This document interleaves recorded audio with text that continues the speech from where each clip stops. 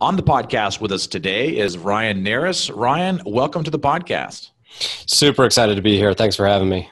Well, Ryan, I want you to get us started and talk to the listeners a little bit about who you are, what's your background, and what it really was that got you to the point of being able to close these deals that you've closed.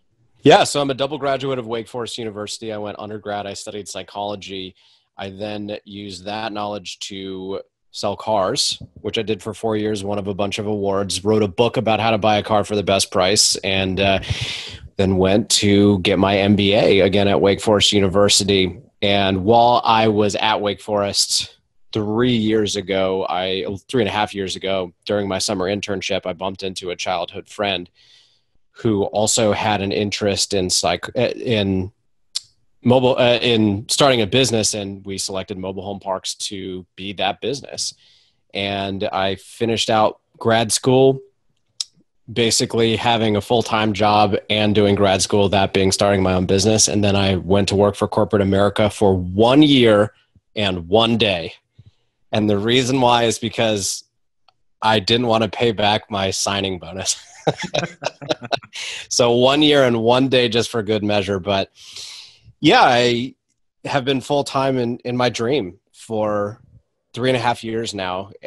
Or I started my business 3.5 years and have been full-time 1.5 years now. And it's been an absolute dream. And if I was to peg one moment, it was probably when I read Rich Dad Poor Dad. It just completely changed how I viewed the world. And obviously Tim Ferriss's 4-Hour Work Week helped me learn that corporate America was not me. And that feeling of being stuck where I don't really want to get promoted because I hate it and I don't want to work even more for just a little bit more money and more pressure. And I knew I was an entrepreneur at heart and I had to get out of there and put so much time and heart and passion into it. And I've started out with nothing. Very little money, no experience, 20-something, no network. And I'm proud to say 3.5 years later, we've closed on 7 properties and for roughly $15-20 million worth of assets. So the one we'll talk about today is my most recent acquisition. It's in Gastonia, North Carolina. So I'm a Charlotte resident. I grew up here in Charlotte. Having something close to my hometown is really meaningful to me. So I think it's a perfect first one to talk about. Sure. Yeah. And that's the one we're going to reference it as Dogwood, 32 units. And it also has a small house on the property as well. Correct? That's correct. Yep. And that one you closed in October of 2018. And I want to, ask you several questions around this particular asset and this particular acquisition that you did. So obviously I want to first start off by asking you, where did you find this deal? So we database our markets. So in other words, we mined all the local data. So we found all the local mobile home parks within our geographical footprint.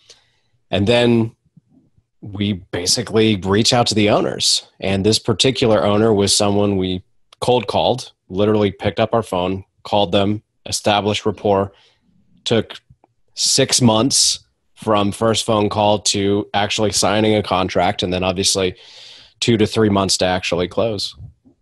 So I was going back into the data mining. What are you actually doing from the data mining? Do you have like a VA that's actually going in and trying to look at the local tax records, or kind of referencing that back with some of the ads that are out there for mobile home parks? Or I know you're specifically in the mobile home park space. So is there an easy way for you to be able to find these types of things for, when you do that data mining? So I do use virtual assistants, but here's the thing. What we ended up finding out about virtual assistants is they'll get stuck on the more difficult ones, and then they'll only end up mining 1 or 2 per hour because some of them are really difficult to mine. For example, you pull up the GIS, the Geographical Information System, you find it's owned by an LLC. Then you go do an LLC search, and then the LLC is owned by an LLC. And it's a nightmare to try to figure out who is the owner, right? And what we found is that for the low-hanging fruit stuff where it's just a mom and pop, virtual assistants are fantastic because they'll go and do that really manual, super duper easy stuff. And then we can swoop back in and do the more difficult stuff too. Another big thing we found is a lot of times mom and pop owners pass away, or they technically own it, but their kids run it. And a lot of times a business will own it, and you got to get in front of the right decision maker. So there's a lot of, I don't want to say stalking, but there's a lot of... I think that's pretty much what that is now. Come on now, Ryan. I'm trying to dance around saying stalking. Yeah, there's a lot of really having to be resourceful and using people skills to get the information and get in front of the decision maker. But that's something that I heard recently was if somebody uses that, if it's a property that the seller just really doesn't want to sell and they're like, 85, 90 years old, they're going to be passing soon. They put like one of those Google alerts on their name. So when they actually died, it's in an obituary that shows up online. They get an alert that they actually passed. Oh, no. Reach out to the estate. I don't feel that bad then. I haven't gone that far yet. But how do you research it if they are to that point where they might be passing away or whatever? Just got to keep Googling. There's really no other way around that. I have a little bit of people skills, which I crafted selling cars, and a lot of bit of just an obsession trying to get to the decision maker and a will to make it happen. Yeah. And so once you have this database, what ways are you contacting them? Obviously, you said you're cold calling them. Mm-hmm. Are you showing up at their spaces? Are you sending them mailers and all that kind of stuff? Literally all the above. Have knocked on a front door before, will do it again. Have tried mailers, have only bought one off a mailer. Not a big fan of the mailers, but it works. So to a certain degree, you can't not do it. But the bulk of what I do is cold calling. I cold call and I do my best to get in front of people. And a big thing that I like to do, my business partner, Ian Tudor, he's more direct. I'm more indirect. I like getting my foot in the door and building rapport. He's more of, hey, listen, are you taking offers this year? If so, can I be one of them? Both of them work. He's actually done a better job than I have thus far in cold calling. So both means work, and it's cool having an A-B way to test things, right? Because we both split cold calling duties, and we can both try different things out and really learn and craft our outreach a little bit more scientifically.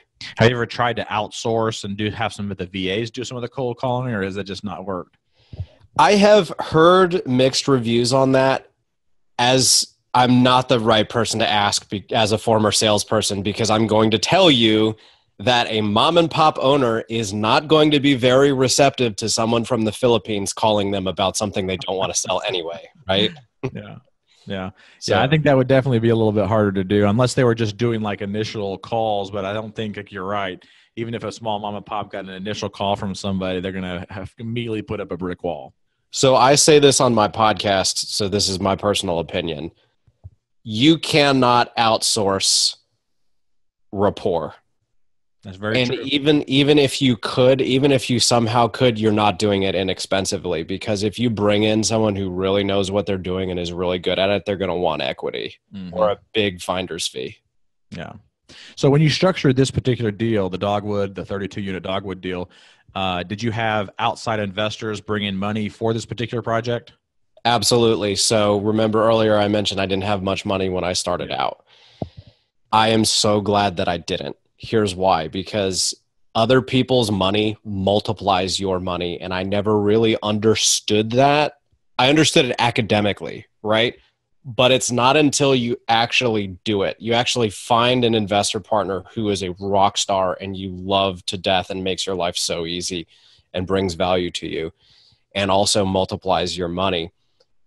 I was forced to find that because I didn't have a lot of my own money. And oh my goodness, I am so much better off for having done that for a whole host of reasons. So I have a very strong investor partner, and then obviously my business partner, Ian. And for the littler deals like this one, it was only a $595,000 purchase price. For the littler deals, we already have an operating agreement that we can literally just copy and paste. Change a couple things based on the state, based on the equity, X, Y, and Z. and we all sign up to recourse debt. So we're already on the same page there. And we've been working together for a little over 2 years. So we know each other and we're really comfortable. So this one was the first loan I did with BB&T. It took me a while to really build a relationship with BB&T, even though they have 100% of my accounts. So by now, it's a lot easier for me to close on these little deals because I have the operating agreements. I have an understanding amongst basically my 2 other partners, and I have a good relationship with a bank. So it becomes a lot more seamless in time. So in most of these smaller deals, it's really just the 3 of you? Most of them, it's just the 3 of us. That's correct. And so the purchase price on this one was $595? $595. And so how much equity was brought to the table? So I don't know off the top of my head. I probably should have brought that in, but it's generally speaking, we get about 75% LTV plus reserves. Okay. And with this mobile home park, we had a little bit extra because we inherited 32 park-owned homes, meaning I get 32 titles and 32 mobile homes along with the stick-built house, right? The stick-built house has a deed. The mobile homes are treated like a vehicle, so they have a title. So it was a little bit different on this one because whenever you inherit park-owned homes, you inherit a lot of back due maintenance. So we raised a little bit more money. So I want to say we raised closer to $200,000, which is a little bit more than we probably needed to. And that was just with your one other investor partner that brings the capital? It was myself, Ian Tudor, and my investor partner. That's correct. Okay. Now, do you ever have any deals that have more than just you 3, where you have to bring in some more outside investors in, or you try to keep it pretty tight? Absolutely. So I have 2 deals that I partnered with one of my best friends. He owns his own mobile home park company, and he's got his own set of investors. And we have, again, our own operating agreement between the 2 of us. So we've done 2 deals separately. He's got 10 to 15 people he can call on. And then one other one I did with a group out of California. It was my first deal ever. I call it my training wheels deal because I called on 40 banks. 40. Wow. And every single one said no.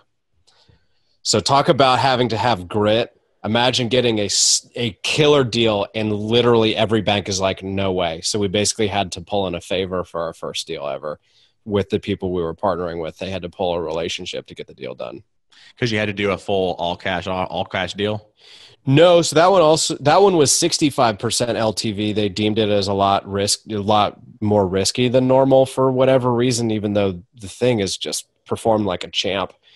But the big deal was it was in North Carolina, and I'm a resident of North Carolina, and Ian's a resident of North Carolina, but they're out of California. So the bank's big deal was you have to do recourse. And these guys are in California, so it's going to be a lot more difficult for us to collect in the event of a default. So that's why the LTV is where it is, and also why it was trickier for us to find good debt, and why a relationship ended up having to be what made that deal happen. Mm-hmm.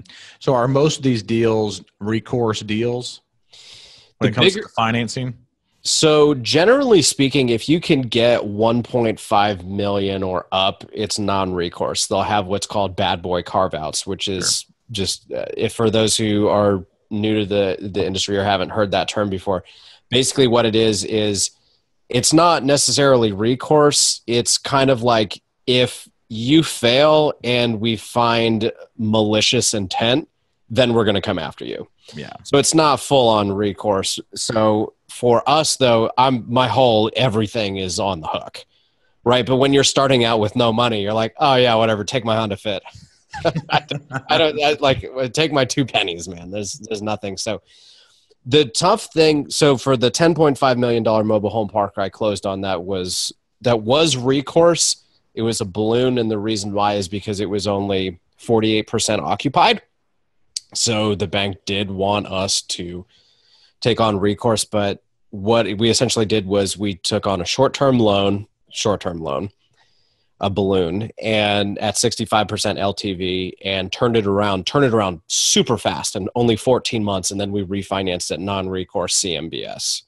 So for the littler ones, it's much more difficult to get a big bank, a Wells Fargo, a Bank of America, even BB&T. It took a long time to get something going with them. They had to see our track record. And also, like I said, they've got all my accounts, so they see everything I've done.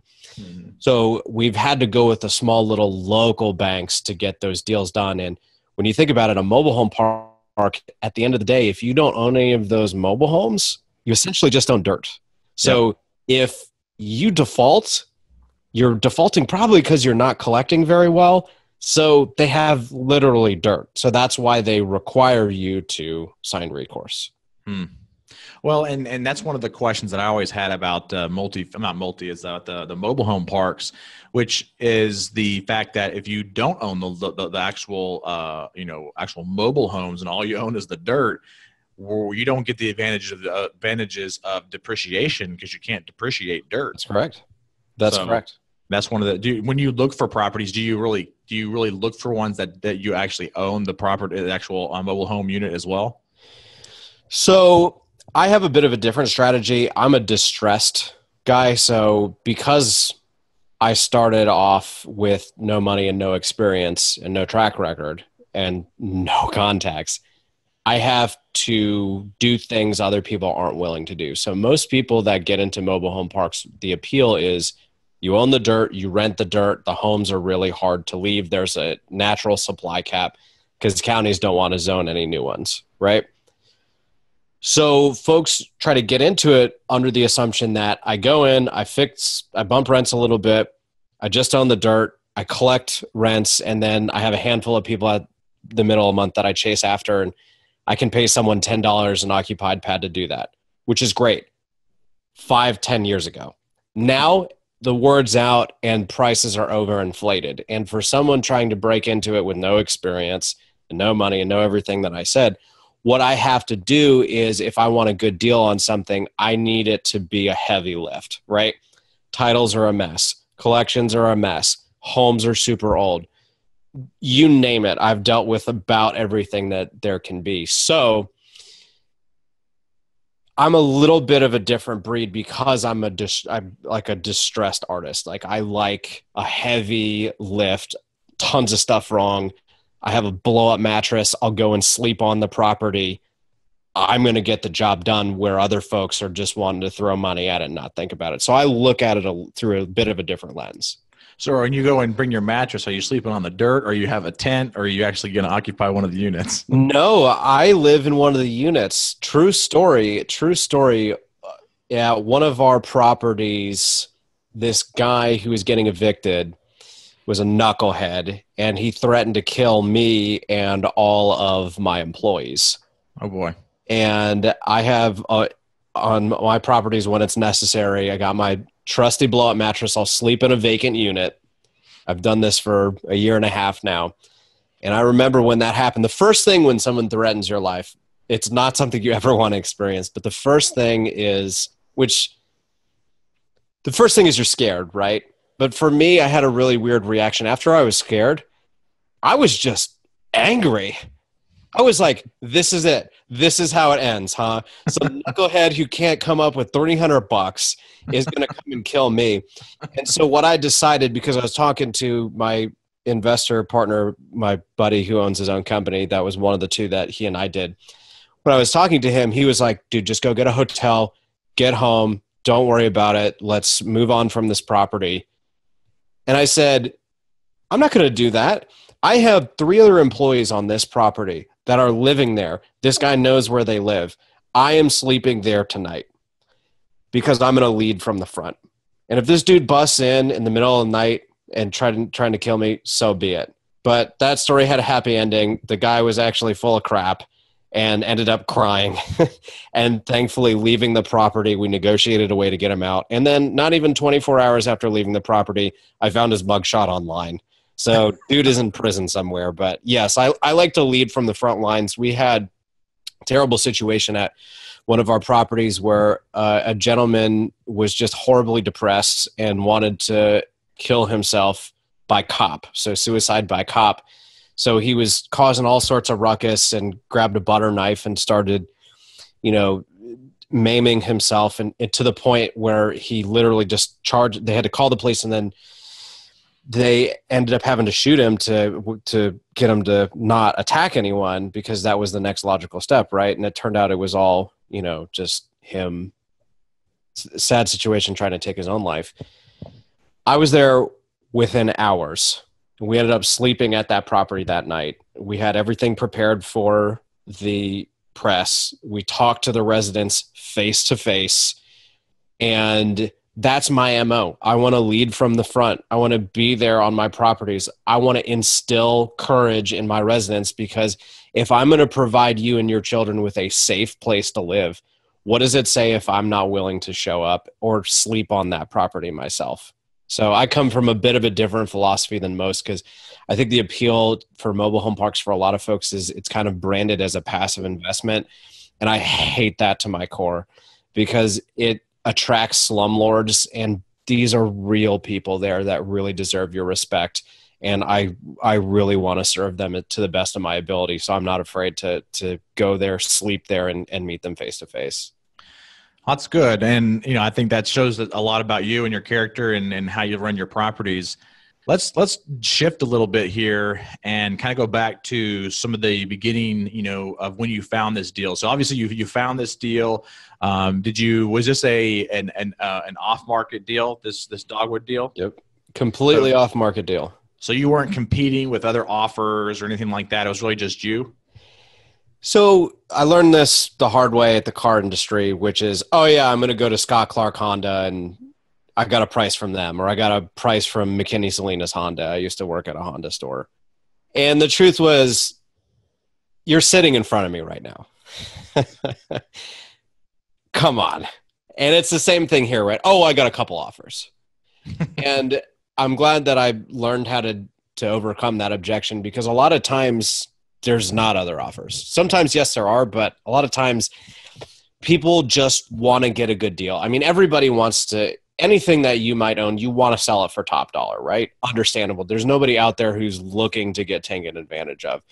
But some people just don't have the background in negotiation, and they'll throw out an objection like that. So I'm pretty confident I was the only one negotiating on that deal, but at the same time, that was an objection they threw at us. So I do have to say that technically I'm not 100% sure, but you'll never know.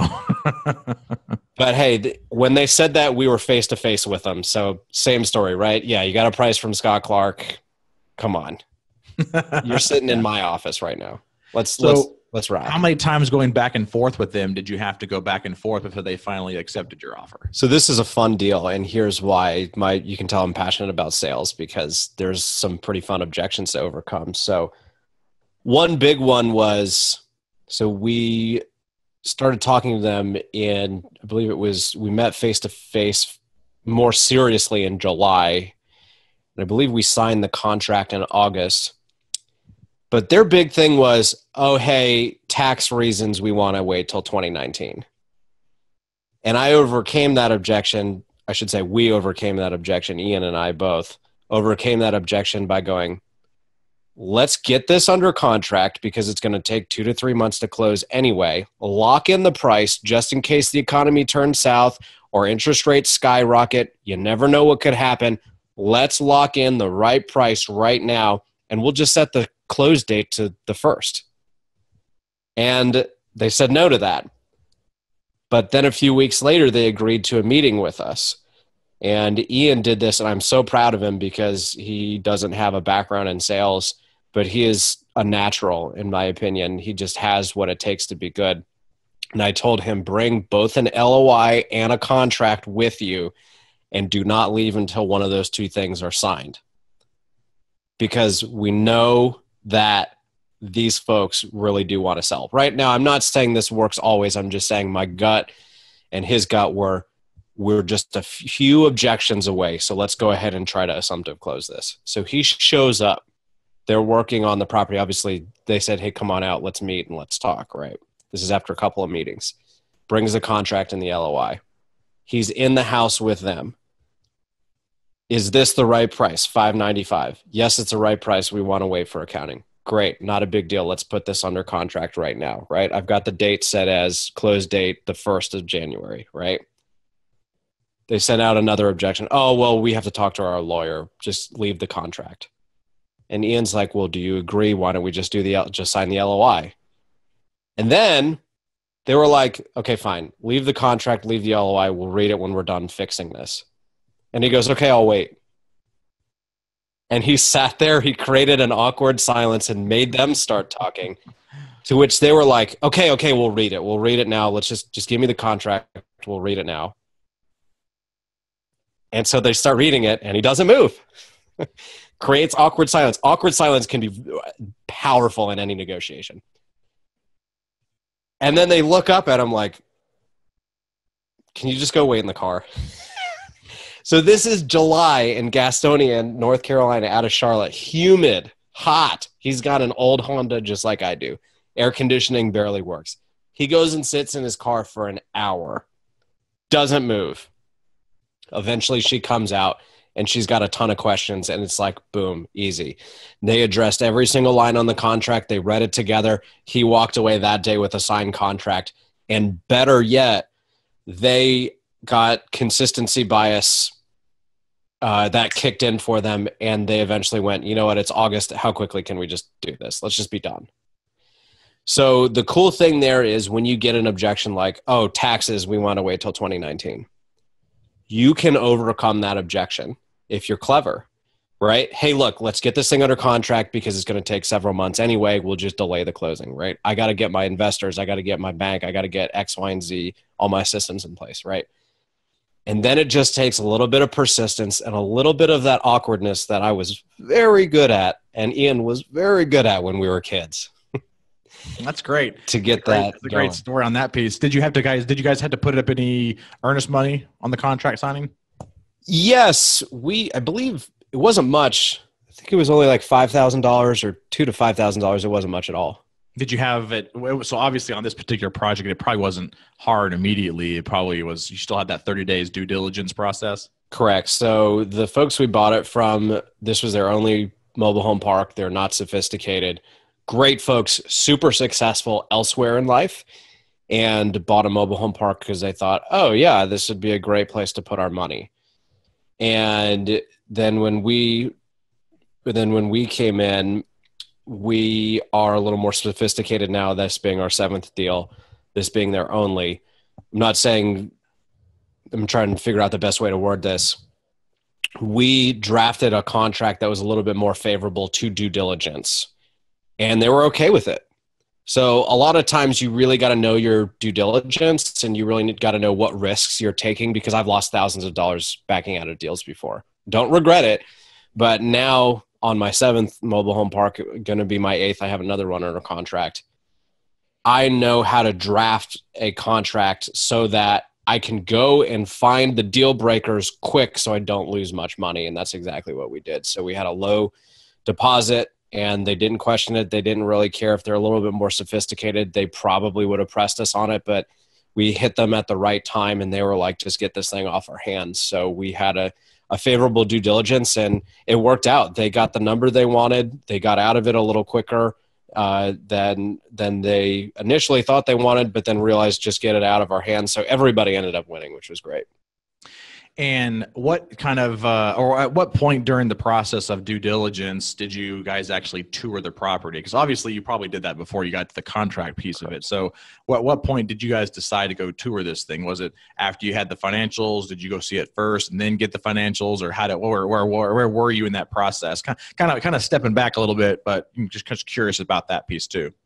So we visited multiple times now. It's only about a half hour from my house. So okay. This one's a little easier to get to than ones I own in Spartanburg or Asheville or Durham, because it's right there. So I had driven it once, Ian drove it twice, and then obviously Ian met him there a handful of times. What other type of touring do you get for a mobile home park? Do you actually get to go into some of the units if you're actually buying the units, or? Yeah, you got to be careful with that, because people get nervous when you say you're going to sell or you're bringing in someone who might sell. So a lot of times the owners will have you make something up like, oh, just say you're the insurance guy and you have to make sure there's fire extinguishers, right? So they did let us tour a few of the homes.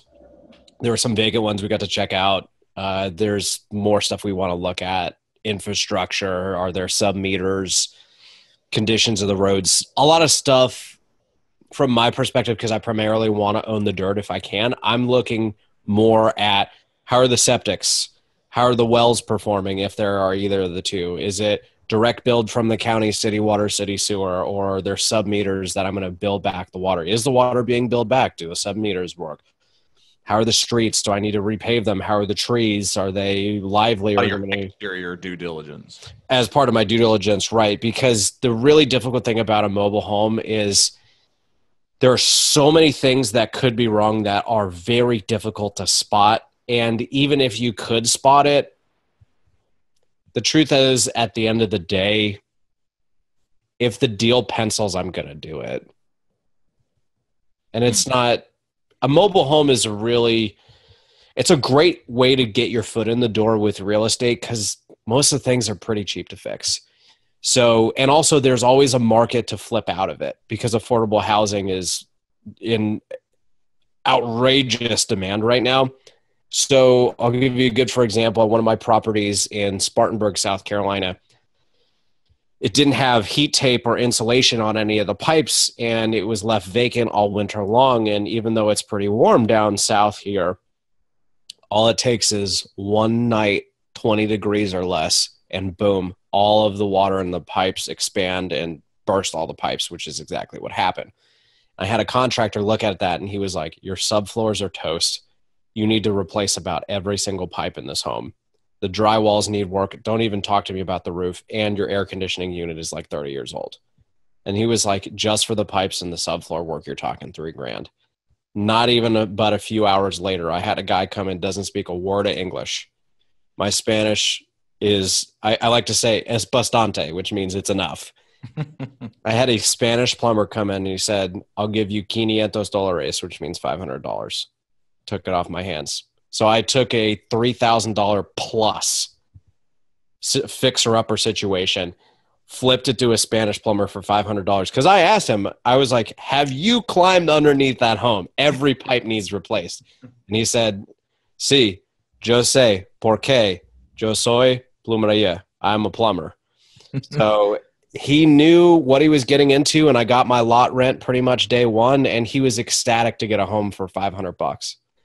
So for me, from my perspective, even if I was to walk into this property, Dogwood, and there are just awful homes, I can always find someone willing to fix it, and I can negotiate out a killer deal for them. So, for example, there are a few homes that were just disasters at Dogwood, and I've already sold 2 to good families that have every intention of fixing it and staying put long term. So it's a win-win for everyone involved. Mm-hmm. Did you have on this particular Dogwood deal that you were there any things that came up during that due diligence process that you had to address? There's always random bumps. Mm-hmm. There's never a closing that doesn't have something ridiculous come up. It's just... You've never had a perfect closing? Come on now, Ryan. So it was our first deal with BB&T, so there's kinks we needed to work out with them that we didn't know about, which were extraordinarily stressful. Although in retrospect, you're like, oh, that was not a big deal. But in the time, it's always stressful. And collections were probably the scariest thing for me. It did not collect well. There were people living for $250 as renters. So that means anything breaks, the property fixes it. And they weren't billing back the water. So they were paying for all the water, all the sewer, and only charging $250 a month and not collecting very well on it. So up front, I was mortified. I was just terrified that the property wasn't going to collect very well. 2 months later, it is collecting like an absolute champ. So that's not really something within due diligence that you can really address. On other properties, I've found things like issues with the septic tanks, issues with wells, a whole slew of different things. For this one, it was pretty It was not as bad as it could have been. All but 2 titles were free and clear. Usually titles can be a real pain in the butt, especially with folks. A lot of Hispanic folks are like, I will not do business unless I see a title with your name on it or your company's name on it. So it was a relief that, the titles were fine. We looked at water bills because we've gotten burned on water leaks before. Water bills were pretty normal. Yeah, I wouldn't say that there was anything that we uncovered that kept us up at night other than collections, which honestly, if you come in and you're firm but friendly, you can get a lot of people in line, especially if you end up having to evict a few folks because word spreads like wildfire. Oh man, if you go in and it's like the Machiavellian, it's best to be feared and loved, but if you can only be one, you want to be feared. And I had some folks this month, they lost their money order, but they kept their receipt. And they showed me their receipt, and it said December 3rd, 2018, the full amount right there. And I was like, you guys obviously did it, and you're almost in tears because you lost it. So these 3 families together. And I told them, I'm going to work with you. And they were so grateful. And it all comes back to that 48 Laws of Power, Robert Greene lesson where he goes, you want to be firm up front and then merciful later rather than the other way around. Because if you start off merciful, oh man, people will walk all over you and then hate you and resent you when you have to get firm. So you always want to be firm. You don't necessarily have to be their friends. In fact, I would prefer not to be friends with folks. I'd rather be, hey, I'm going to protect you. You're going to be able to count on me, but it's not like we're going to go have a beer later, right?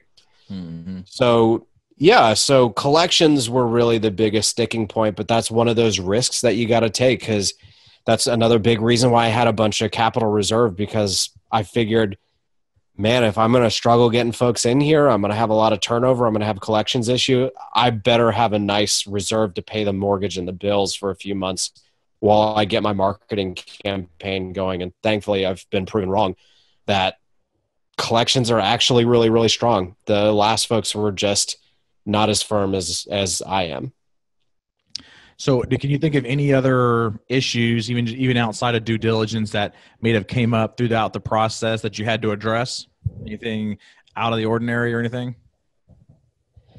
For this one, no, but I'll give you one quick story about a property I had that everything sounded too good to be true.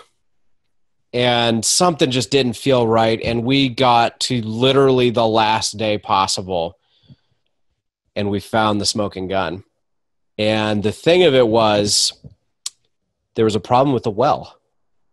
And there was unlegal levels of radon in the well. And we uncovered this because we called the EPA. And the EPA, complete open book, they gave us everything. And the one thing was, we got it under contract June 2018, June like 1st or something like that. And we found on the EPA's website, when you pull up that particular parcel, they had sent him a warning notice on May 26th. Wow. And I went, oh, there it is. There it is. And then when we called him out on it politely, right? Hey, listen, we got in touch with the EPA. It looks like there's issues with the well. Do you have any knowledge of it? Right? Never want to be antagonistic with sellers. Just, hey, can you kind of tell us what's going on here? His response was, good news. I'm a well expert. Let me tell you all about radon and why it's not that big of a deal. And then things just started to kind of unravel from there. And then we started picking out things that didn't quite add up. And then eventually we backed out of the deal because my banker was like, guys, I've got everything printed. All you got to do is sign it. All the money's in place, everything. That was a deal I lost, I think, about $2,000, give or take, backing out. But boy, am I glad I did it, because what would have ended up happening is we would have ended up getting assaulted by the EPA and have to spend hundreds of thousands of dollars in time tapping into city water, not to mention the fact that our residents are literally drinking on illegal levels of radon. So from an ethical standpoint, when I preach safety to my residents, I'd be a walking hypocrite. So that was a very interesting snag. Dogwood, don't get me wrong, there are a bunch of little things that are even hard to come to mind now, but there's tons of really wacky, oddball things that can come up in due diligence that you really got to be mindful of and that you learn with experience. What did you find was the easiest thing during the entire process from, beginning to end on Dogwood that you look back and you go, yeah, that actually was pretty easy compared to the other deals that you've done? Definitely the investor partner. Yeah. Definitely, hands down, because Ian and I literally copy and paste. We know each other. We're familiar with each other. We're comfortable with each other. Boy, is it easy. He already knows it's going to be recourse. That's not a surprise. He already knows we're going to ask him to raise a little more capital than normal just to be safe. He's on board. We're really a team, even though Archimedes Group is just comprised of Ian and myself. We really like to include our main investor partner as part of the group, even though he's technically not, because we have such an outstanding relationship. And for you new folks that are listening in now, I got to tell you, even if you have the money to do these deals with yourself, if you want scale, you need to find someone who fits you like a glove, so to speak, because raising money can be really, really difficult and a real pain in the ass when it comes to operating agreements. And to not have to stress out about that, oh, it is a luxury. It is a luxury. That's one of the things I was going to ask you is are you structuring most of your deals via like JV type, partnerships, or are you doing more of your SEC regulatory type things and stuff like that? Right. So you got to be careful with the SEC, because if you're a GP and you have LPs, especially if you have a fund, there are certain laws that you have to be very mindful of. And I had to learn this ad infinitum when I sat for and passed the Series 7, which will literally scare your pants off when you read that.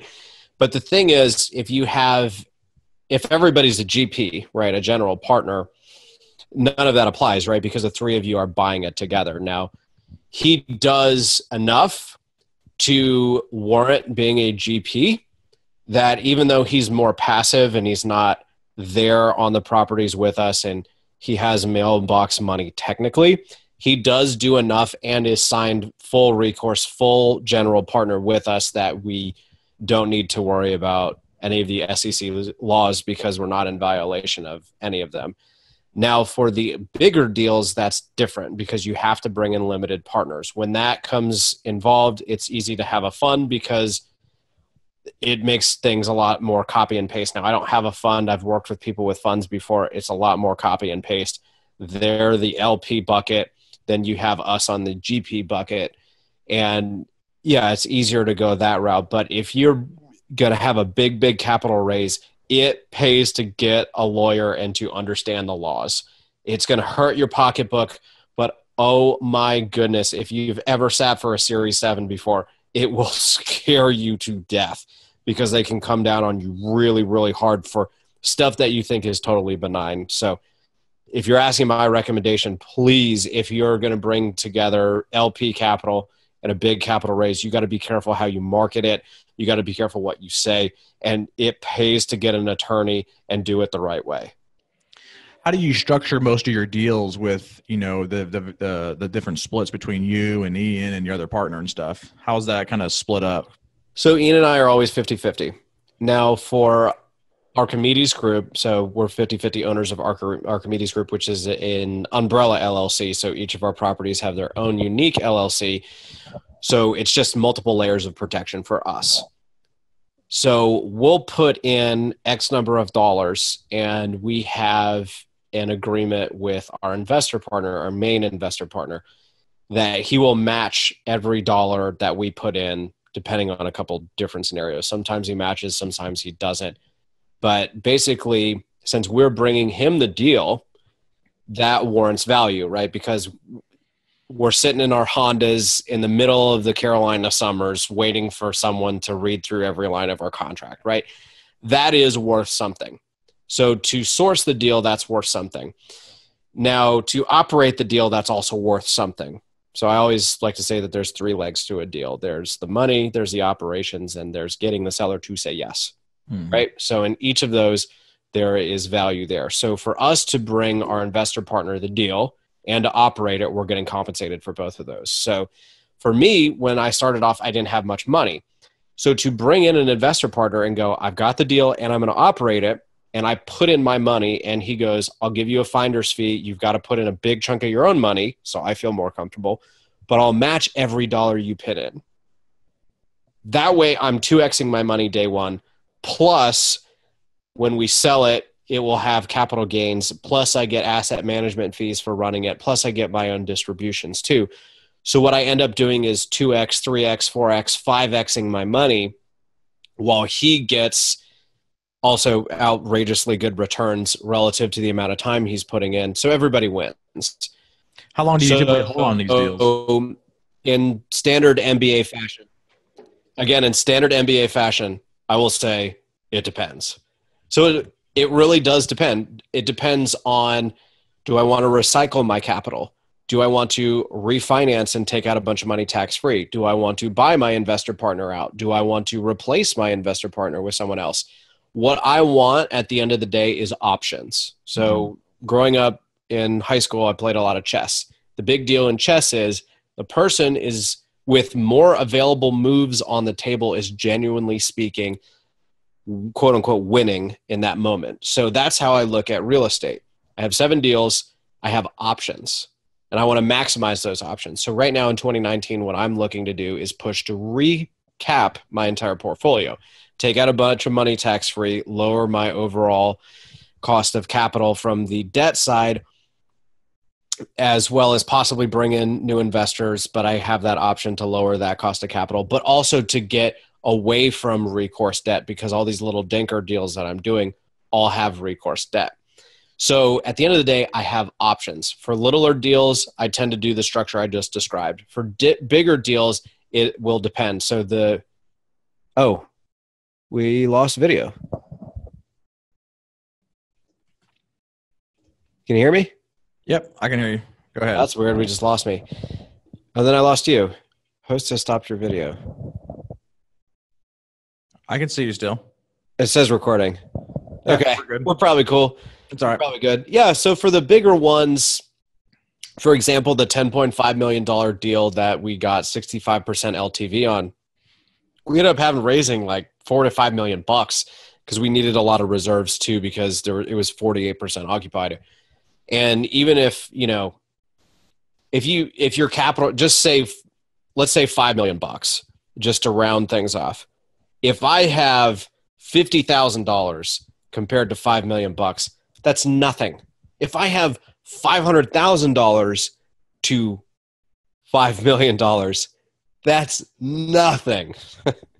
That doesn't even move the needle. So in those situations, coming in, not being a millionaire myself, aspiring to be one day, I had to get more creative. So what I did was, since we sourced the deal, I negotiated out a finder's fee and an equity promote on the back end for a refi, because we pushed for a refi, and commissions for bringing in homes, and an asset management fee that was really elevated because it was a really heavy turnaround. So this is a very long-winded way of saying, for those new folks or those folks that are listening in that want to quit their jobs and do this full time, you have a lot of things at your disposal if you're willing to do it. If you're willing to sleep on a blow-up mattress, if you're willing to quit your job, there are ways you can incentivize yourself to be able to keep float while you're growing a business. And for more detail, I have some awesome episodes about it on my podcast, if you guys, and we'll talk a little bit more about it at the end of the episode. But there's a lot of ways you can come from nothing like me. 20-something, no network, no money, no experience, 3.5 years later, be doing it full time and loving it. So are you making most of your money on the back end promote when you exit a deal, or are you making a lot more of it when you're on the front end? When you start out, you're going to want that on the front end, because you're going to want, whoa. Those are my energy lights. They cut out every once in a while. So you make more money on the back end when you have a heavily distressed property that you successfully turn around. But for me, with not a lot of money up front and needing to eat while I scale my business, I have in my current deals put a lot of that on the front end, so I have more cash flow coming in. So as I go forward, now that I've hit critical mass, so to speak, and I can be comfortable that I can continue to do this indefinitely, assuming no catastrophes happen. Now I'm starting to focus a little bit more on the back end. So really, at least in my shoes, with not a lot of money to start out, I needed a lot of that stuff up front so I could have that cash flow. Now that being said, I definitely left more money on the table in the long run, but in the short run, it allowed me to get away from the 9-to-5 corporate grind, which to me, oh, that is so worth it. That was so worth it to not work for someone else and to start to chase my dream. And at 31 years old, I have decades, assuming, health and X, Y, and Z, not bad things happen. I have plenty of time to make plenty of money. I just needed to get full time so I could learn and grow my skills and grow my portfolio with time. So, you talked about that a little bit, because sure. I'm curious that, I know that there are many people that are probably listening that are curious about how you transition from full-time corporate America to doing this full-time. Did you have some sort of, reserve in place? Did you have some sort of contingency? Were you already doing this before you left? What was that process for you on how you stepped out? Few things. So the right opportunity came around. So that $10.5 million mobile home park I talked to you about earlier came to fruition, and we knew about it well in advance. So it gave me a long runway to get everything. You had started the process on these mobile home parks while you were still working. Correct. So I closed 3 mobile home parks I closed 2, and we were about to close La Costa. I quit a few days early. But yeah, I was able to negotiate a salary for myself on an exit. So I pay myself pennies now. I pay myself the absolute bare minimum, reason being I want to funnel everything into this business because the returns I'm getting are outstanding, because I'm willing to take on distressed properties and I have the skills to do it, right? But it's a few things. So I was lucky enough not to have children. I was lucky enough not to have oodles of student loan debt. I think between my wife and I, we had about $60,000, give or take, of student loan debt. So I had more student loan debt than I had actual capital to play with. And obviously she has her job, which helps support us too. And we just penny pinched and saved until that point. And we gave ourselves, 6 months of reserves just in case. And thankfully it worked out, and we didn't end up needing all of those 6 months. And now we put it away for a baby fund because we'd like to have kids one day. But yeah, that's a big part of it. I was extraordinarily lucky to have that property. It probably would have taken 2 or 3 more properties I didn't have La Costa to be able to go full time. But in my opinion, it was inevitable nonetheless, because I was still working nearly every day trying to chase my dream. And Ian, my business partner, had quit his full-time job and went to, believe it or not, live with my parents. And he was already doing it full time. And even though he was basically just living with my parents, chasing a dream, not paying himself for, I think it ended up being about 9 months, not a penny to his name. He was ecstatic every single day, not making a penny, not having a clue if it was going to work out, living with my parents. So that's definitely dedication. The crazy thing was, I remember we used to have a phone call every day on the way to work and on the way home from work when he was with my parents and I was doing my thing. And I had a decently lucrative job and he wasn't getting paid anything. And he sounded so much happier than I did. And the funny thing of it was, I told him, and I'll tell him this again, I'd switch with you in a second. Money to him was meaningless because he escaped that 9-to-5.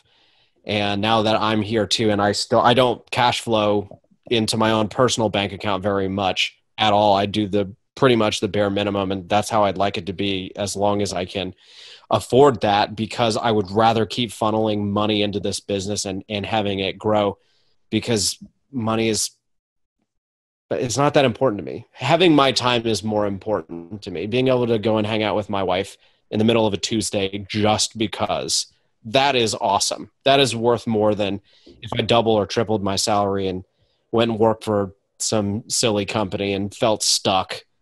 So to me, the scariest part about it, the hardest part about it is getting over the fear. Mm-hmm. Yeah, I put money aside. I put way more than I needed, but it helped me overcome the fear. So when to use a diving board, because I'm afraid of heights, when I was on the diving board looking down, I had enough there to confidently jump off. Ian's a little bit more risk seeking than I am, so he didn't necessarily need the reserves I did. But yeah, I think at the end of the day, so much psychologically goes into doing it that Tim Ferriss, 4-Hour Workweek, must read book because he talks about this. He's like, what is really stopping you other than your own mind? Because at the end of the day, that's it. If you play out the scenarios of what's the worst case that happens here, if you read, for example, Susan Jeffers' Feel the Fear and Do It Anyway, she distills it all down to fear is just feeling like you can't handle it. And once you can get over that, I can't handle it, it's not a big deal. For me, I have some money in reserve. My wife has a master's degree from Duke. She's fine. We don't have kids. I've got an MBA from a good school. I'm going to find another job. And when I'm 60, 70, 80 years old, looking back on this moment going, when I was 30 years old, 29 years old, and I decided I was going to quit my job, and I did it, and I took 2 or 3 years or however many years, and I failed, and I lost all this money, and I went bankrupt or this X, Y, and Z, and then I had to get another job. When I'm 60, 70, 80 years old, I'm going to look back on that failure and go, I'm so glad I had that happen. In the short term, it would suck, be awful. But so many years from now, I'm going to look back and be so proud I had the courage to do that. And that's really what tipped me over the edge to do it, was just that realization that, you know what, at the end of the day, I have people who love me, I have my health, and I have a master's degree I spent way too much money on.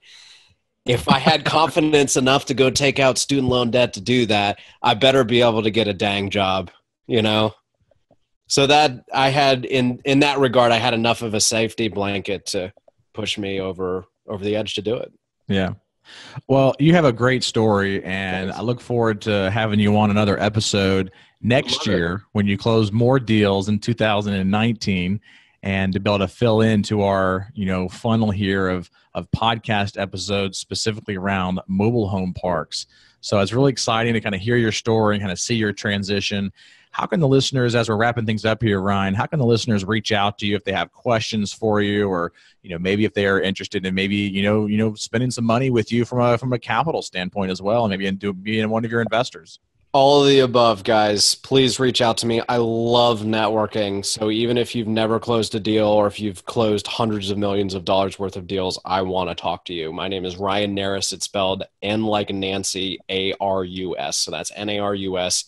If you literally just Google me, Ryan Narus, mobile home parks, the first thing that comes up is my podcast, which is Mobile Home Parks in Real Life. So please go listen to that. I talk about how to start with nothing. I talk about all sorts of stuff, learning Spanish quickly, how to train your employees to be able to sell, a whole assortment of things that could really help you out, even if you're not into mobile home parks. But more than just that, you can find me on my website, which is archimedesgrp.com. So Archimedes is just ARCHIMEDESGRP.com. Totally need to change our name because that's way too much. But if you just type in Ryan Narus, my website ought to come up pretty close to the top. Anyway, if you click on that, you can email me directly through my website, which I strongly prefer. So reach out to me there. Let's connect. I've got opportunities too. So say, for example, you don't have a lot of money, you don't have a bunch of experience, you got bad credit or not enough to buy a single family home. You might consider buying one of my mobile homes. So I'll give you a quick good example. That plumber I was talking to you about earlier with $500, the Spanish guy, I worked out a deal with him, even though he had no credit. And he ended up I believe he ended up buying a second one from me and selling that one for a huge profit, like $5,000 to $10,000. So he bought it from me for $500. Now, albeit he did his own work, he ended up flipping out of it and making a ton of money. That could be you. I'm actively looking for people to buy my mobile homes because I want to focus on just owning the dirt so I can scale my overall portfolio. So rather than maximize my dollar, I'm willing to share in the potential profits to be made with you if you can give me more operational capacity. So in other words, if you're looking to break into the industry, mobile homes are not a bad first way to go about it because everything's pretty cheap. Don't need to worry about a bank. We can negotiate out something on the side with each other. So don't think that, yeah, of course, if you want to invest with me, I would love to have that conversation. If you just want to network with me, would love to do that as well. But also there are other ways that we could do business too. And please reach out. I would love to talk to you. Well, Ryan, thank you so much for your time. Yeah. I'm looking forward to, again, continuing to follow you, and we'll make sure that all the different options for people to find you will be on the show notes as well. And you can find those show notes by going to multifamilyinvestornation.com and clicking on the link for the podcast. So thanks again, Ryan. Hope you have a good rest of your day. Thanks. You too. I enjoyed it.